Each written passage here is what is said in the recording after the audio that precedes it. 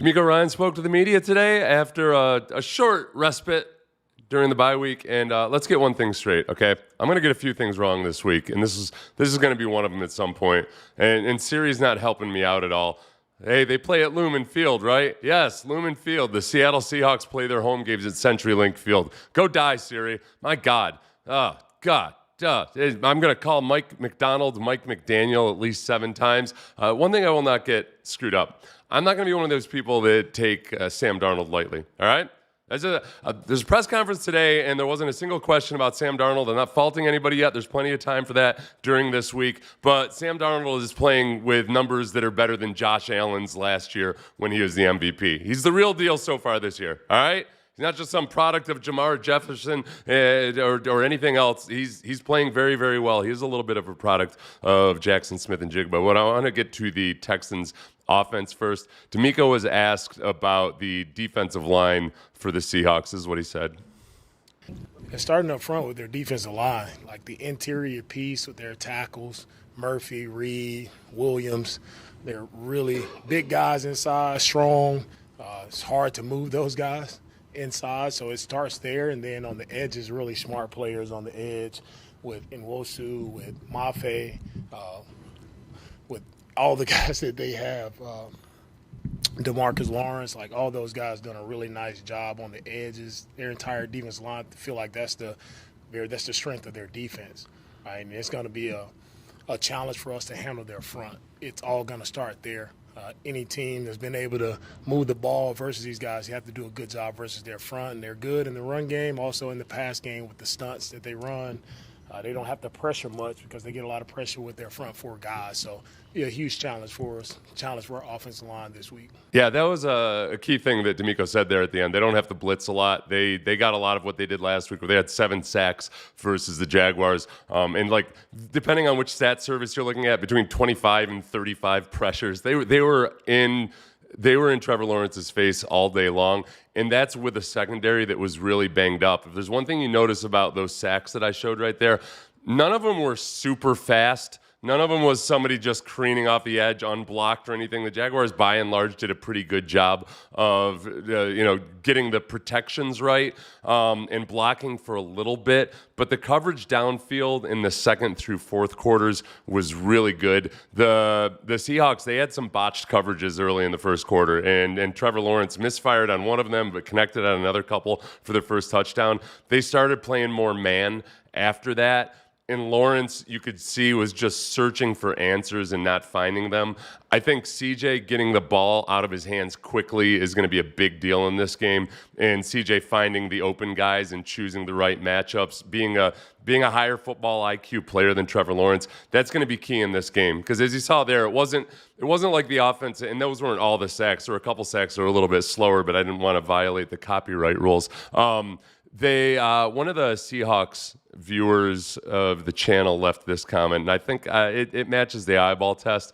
He said part of his conversation or discussion about the D-line said they will absolutely crush a poor, inexperienced interior offensive line. Backup center for the Jags was abused. What they don't have is anything beginning to approach a high-level speed rusher. And Nwosu is savvy and Mafe has flashed at times, but they won't keep you up at night, and they both have a bad habit of getting forced inside. So these two offenses have a lot of similarities in that I think the Texans want to be able to work their boot game.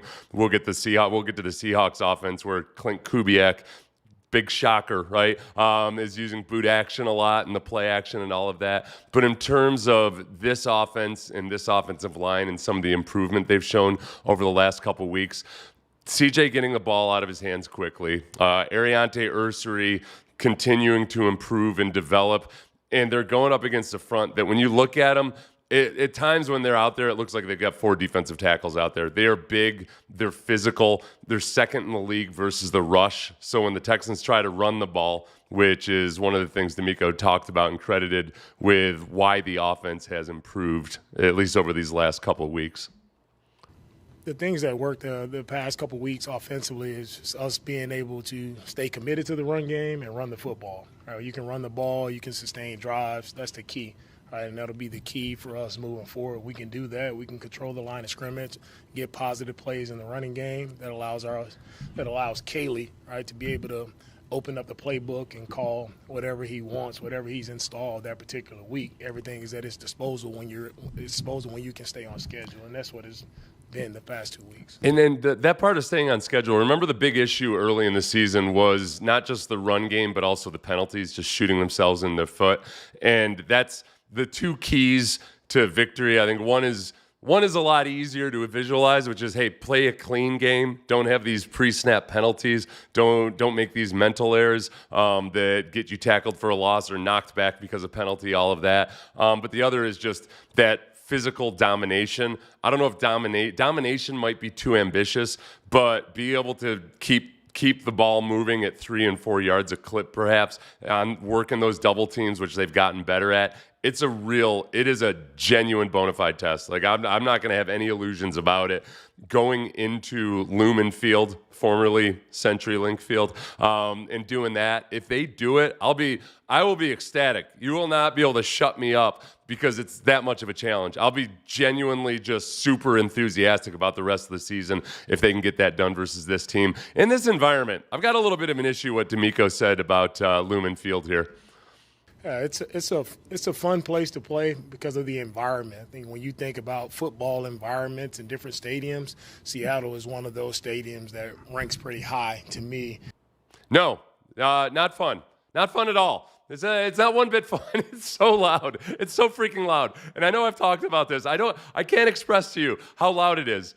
Domed stadiums, playing in the Northeast, wherever else, it's just so ridiculously loud. I don't know what kind of BS, like Steve Jobs, Phil Knight funded acoustical tricks they use there. I think the Grateful Dead got involved with that old guy with the wall of sound. I don't know. It's freaking loud, man. All right? And these Pacific Northwesterners, not the kind and gentle people that they like you to believe. All right?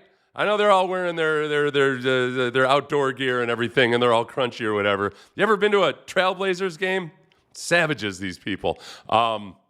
Getting over to the defensive side of the ball. Oh, there was one more point I wanted to make about it. Oh, because of the communications issues. Going back to 2 games ago against the Titans, that Jeffrey Simmons sack, clearly a communications issue. CJ checked at the line of scrimmage.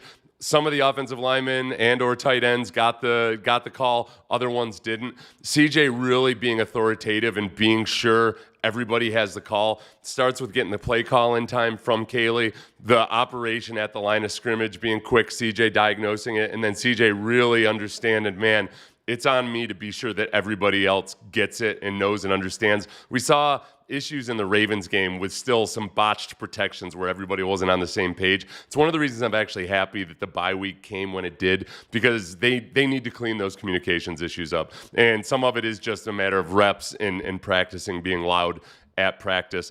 Moving on to the Texans defense, the Seahawks offense. As I mentioned before, I don't think Sam Darnold's getting enough credit. Jackson Smith-Njigba is getting a whole lot of deserved credit for, I believe right now he's the leading receiver in the NFL. Here's DeMeco on Jackson Smith-Njigba. I put a couple of his answers together here. JSN has done an outstanding job this year for Seattle. Darnold has found a nice target to throw through, and he's made that entire offense go. Whether you're covering him or not, he's making explosive plays game after game. He continues to show up, and JSN, he's definitely having a Pro Bowl caliber year. He's doing an outstanding job. Just because we're covering him and we're in position, you've seen JSN many times, right? Guys are in coverage, they're on him, and he still goes up. The ball is up. You got to be able to make a play and compete on the football. That'll be the challenge this week. The 2 challenges. One is just simply everybody against JSN, because he's nasty. There are a lot of questions about what he was going to do when they signed Cooper Kupp, because you got 2 slot receivers, right? All right, no, they just moved JSN to the outside. He's taking the majority of his snaps on the outside, and he does a really good job of getting guys to bite on an inside route and then breaking outside and vice versa. He's physical at the top of his routes. He's playing very, very well. So the defense as a whole being disciplined is obviously one big thing. And then the big question is, does Derek Stingley end up traveling with him? And if Derek Stingley is 100% 100% recovered from his oblique deal. Another reason I was happy about the bye week being early is I just said Derek's not been just quite himself. It's not like he's been bad or anything. It's just he's not quite his peak version of himself. And as long as he can get that oblique issue healed sometime this season, I'm not worried about it. This week would be an awesome time to do it. One thing Darnold does really well, and we saw it in the Jacksonville game, is diagnosing coverage. So the ability of the Texans to disguise, to swap responsibilities when there is motion, they do a really good job, the Seahawks do, and diagnosing coverage with motion. It was ironic because I saw a lot of this during against the Jaguars. I remember Robert Saleh had tried to compliment Liam Cohen by saying they have a really good system for figuring out what the defense's calls are, and Liam Cohen has somehow got offended by being complimented. But whatever. They used that potion against the Jaguars. I don't know if it's the exact same, but the ability to really diagnose what the defense is going to do pre-snap. Darnold does a great job of checking the play at the line of scrimmage, changing from run to pass or switching the plays and getting the matchups that he wants. So it's really on the Texans' ability to disguise this week, to hold their water on blitzes, all of those things. And I think I feel very good about the defense. I don't have nearly the same level of trepidation about the defense as I do the offense. The way I'm looking at it with the defense is like, oh, awesome.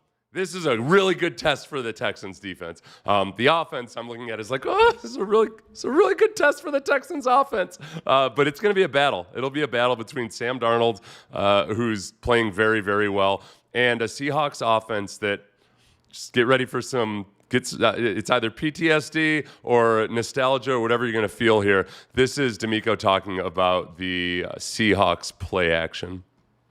For Seattle, they're good at the play-action pass game because, Kubiak's done a good job wherever he's been as a play caller. He's done a really good job of establishing the outside zone scheme, right? And with the outside zone scheme comes the keepers off of the outside zone action. So he's done a really good job of marrying both run game and passing game, meaning they both look very similar. So the play-action pass game works because of the offensive line and how they come off the football.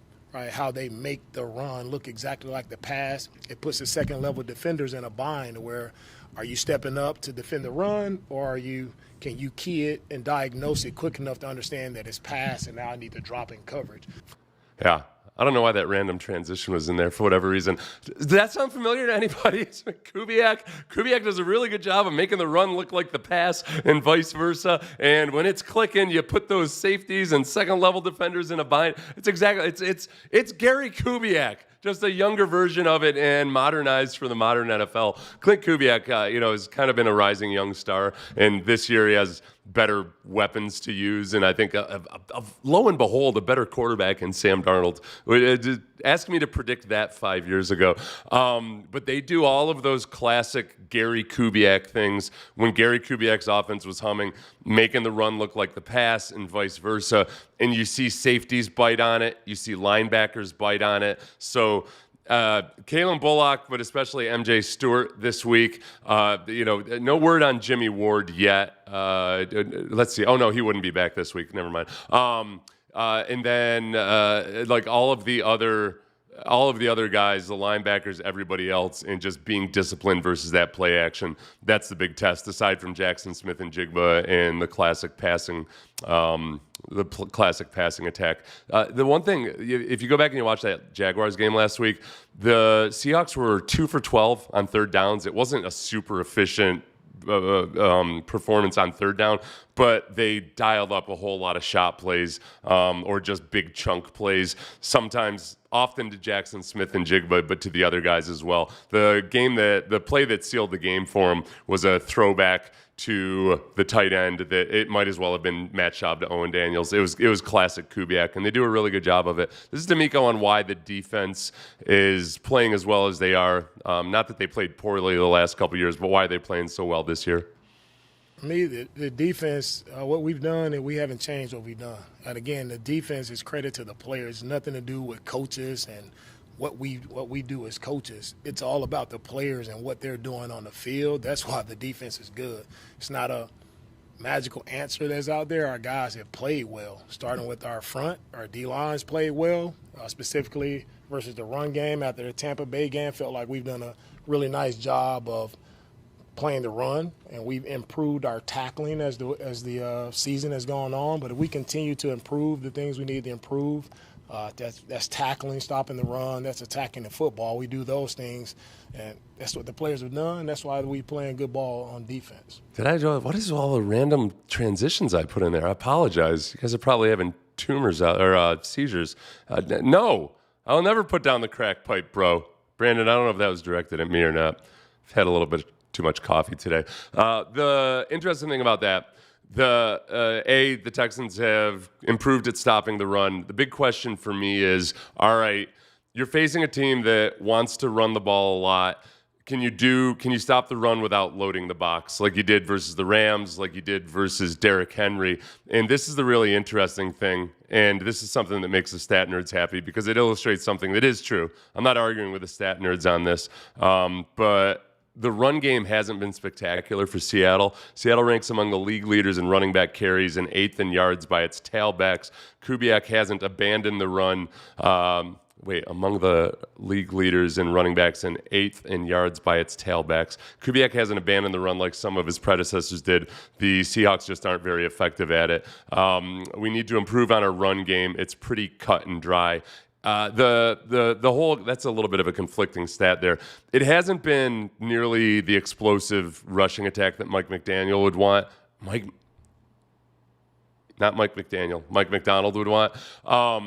But they stick with it. And like what people will tell you is like you don't have to have an effective rushing game to set up the play action. What you do have to do is show that you're committed to it. And they've done it with a whole lot of volume. This goes back. I mean, this was a little bit like Bill O'Brien at times too. Remember, they'd be committed to the run, and they'd be one of the league leaders in rushing, yet lowest in yards per carry, just because they were committed to the volume of it. It's something that Seattle's doing really well. Right now, the formula is working. The one thing where it shows up is that some of the Seahawks victories have probably been closer than they should be, because when it comes time to crunch time and maintain a lead and run the ball, they're just not able to do it the way they'd want to. So can the Texans stop the run and not have to commit an 8th guy up into the box, because that's when you're really exposing yourself to Jackson Smith and Jigba. That's the big challenge. So, and then offensively, cleaning up the communication, CJ getting the ball out quickly, defensively, playing a clean game, stopping the run, and just limiting the explosive. I think they've gotten better at that. I think they've gotten smarter in the secondary over the last couple of weeks, but Jackson Smith and Jigba is a 100% constant threat. Thank you, everybody. I got to do a reaction to the Bills game, hopefully today, if not this evening, but by tomorrow.